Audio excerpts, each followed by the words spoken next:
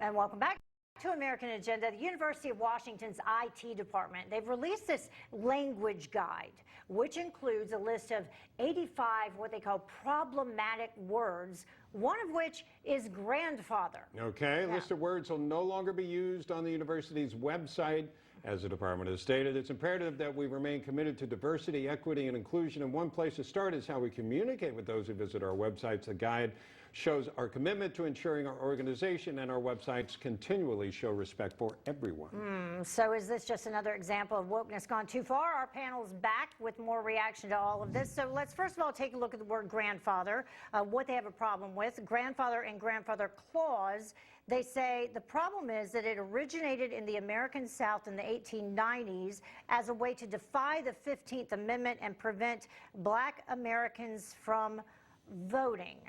Now, it took some researching to try to get that far. Which begs the question, if you have to work that hard to find out why it's offensive, maybe it's really not offensive. Melanie. Of all of my existence, being brown, all 51 years of my black existence, and the multiple experiences with racism that I've had, grandfather has never been an issue. Being called a minority has never been an issue. The fact that these woke leftists think that black and brown people are sitting around worried about what words are being used on a website rather than things like, oh, I don't know, being followed around the store by security because of the color of your skin, not getting that job at an all-white company because of the color of your skin, you know, things that actually impact our lives. If they seriously think that we're sitting around thinking about these things, they're insane. Get a life. Yeah, they don't want to use manpower because I guess, you know, there has to be woman power also. It's sexist. Housekeeping clause, reference to office work in this language can feel gendered. I don't know why that. It carries a fraud history and connotation of women's traditional domestic role as housekeepers. Have you ever done any housekeeping? Well, of course. Ford, have you ever done any housekeeping? I do most of the housekeeping in our homes. And let's be honest, let's step back from the utter ridiculousness of this language guide and see the bigger picture. This is about the power of words and who controls them. Fascist liberal radicals rightly know that if you can control the words of an argument, then you can make people more obedient to your agenda. This is all about controlling the words in an argument to make you obedient to their twisted agenda. And it comes in many forms. It sometimes comes, as Melanie rightfully noted, in identity politics. But it's all about controlling the way you think, because if they can control the way you think, then they can get you to do their bidding.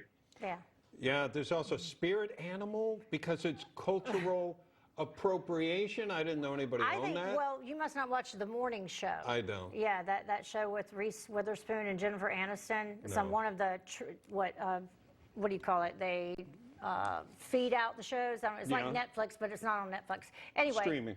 So one of those characters got in trouble for using the word spirit animal. Oh, really? That's where that comes from. Oh, okay. No can do. I had no idea that the saying no can do is bad because it relates back to the mid-19th century to early 20th centuries, and it's a negative attitude toward Chinese. Oh, my goodness. Yeah. No idea.